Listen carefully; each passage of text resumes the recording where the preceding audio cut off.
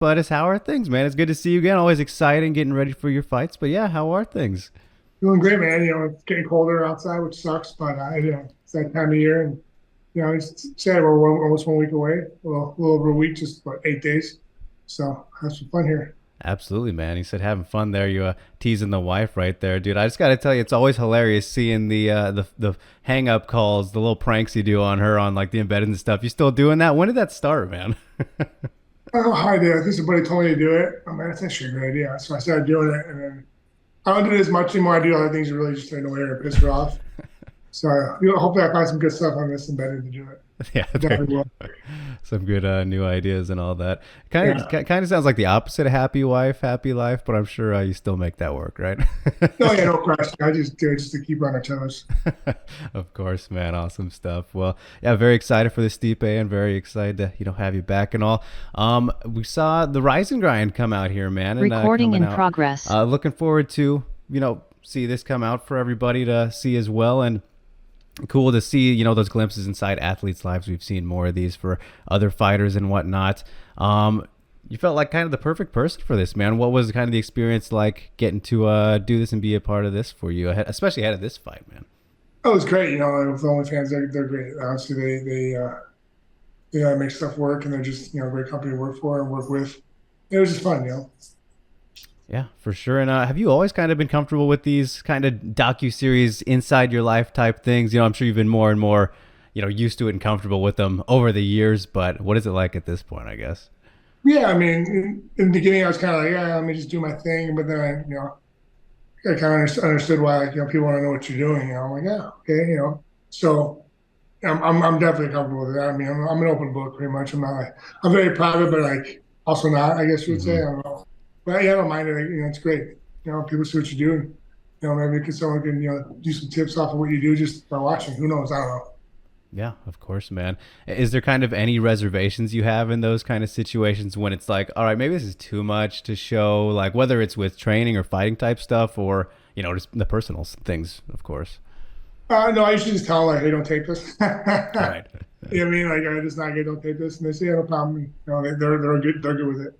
All right, that's awesome. Any cases where they've been a little upset with that, and like whether or not just this situation, but in the past, or where someone's like, No, "Oh, I don't no, see that." no. I don't think so. Not that I know, but I mean, I said I don't really care either. And Yeah, they're trying to take me. I mean, I'm doing them a favor, and they're doing me a favor yeah, as well. But also, I'm like, listen, like, we're not gonna take this. And they never had a problem with it. They were good with it. Plus, I was nice. I wasn't like yeah, a dick about it or anything. yeah. You're like, I'm the guy, you guys, so I kind of get to do my thing here. Yeah, I uh, told them. and with OnlyFans, man, like overall working with that platform, you've been working with them for it's been a couple years now, right? How long's it been? A year and a half, 2 years almost. Okay, awesome. And how did that kind of come together in the first place? Did you reach out to them? Did they come to you? Well, we talked about it, like me and my wife. My wife actually brought it up a long time ago, like even before that. She said, you should do something with that with the platform. I'm like, yeah, it's not a bad idea, but we just didn't know how to come across it. And all of a sudden, it just kind of came together. I don't know how. I didn't ask any questions. The team I work with, my management team I work with, like, hey, we're going to OnlyFans, and here's their idea. Not with just me, but their overall, umbrella of what they want to do, and kind of like get away from what the people think they are. And they're doing a great job. Do you have to kind of describe to people every time you mention that it's not certain things people might expect or anything like that? No, no, I mean, everyone gets it. They know. I mean, they go, "Oh, really?" I'm like, "Oh, well, it's not like, yeah, it's not what you think." Like, just everyday life, behind the scenes stuff, and they're like, "Yeah, no, we figured." So I said, "Good."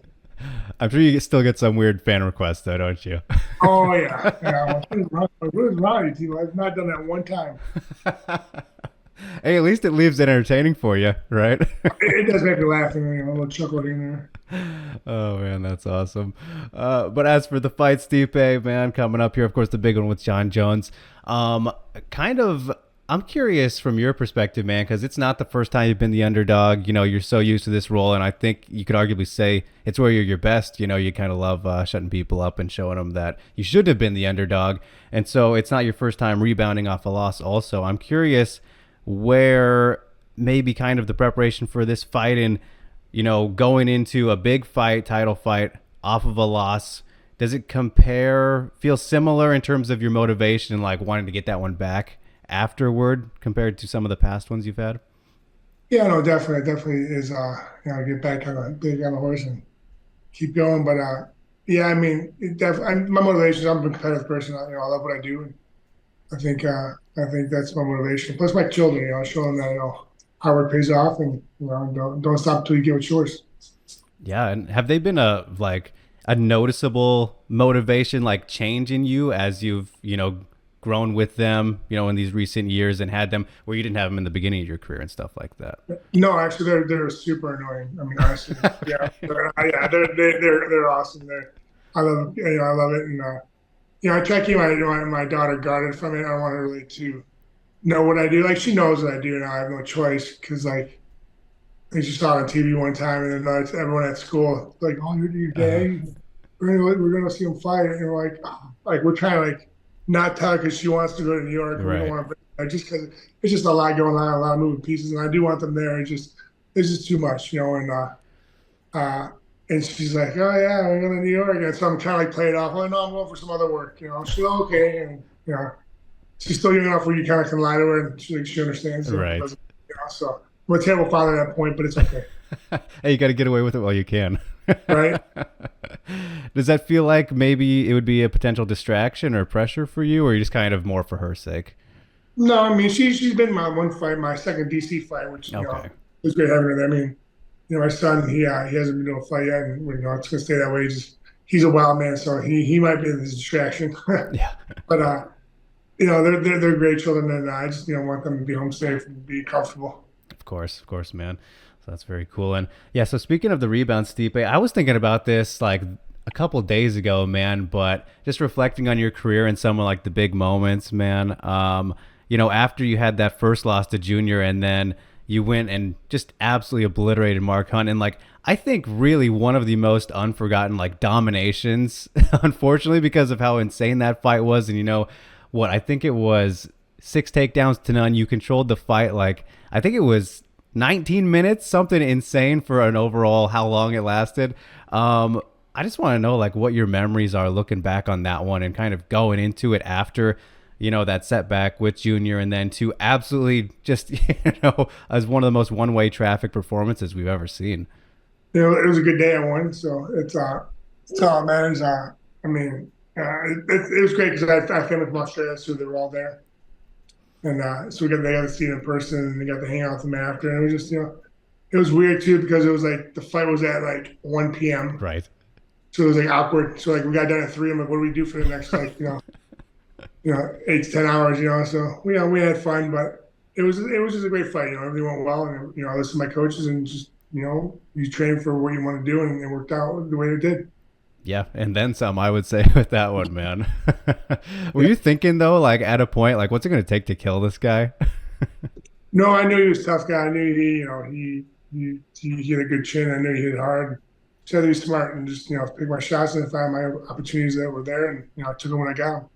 Yeah, absolutely. And I know you love all the wins, Stipe, which is totally fair. But when it comes to like the Alistair Overeem title defense in particular, like, is that one kind of more special to you at all because of like, the Cleveland aspect and everything and how it played out and, that kind of fake controversy that happened like right after, like along with the buildup, what was just kind of everything with that fight for you? It was great. It was at home, so I didn't travel, which is always a plus.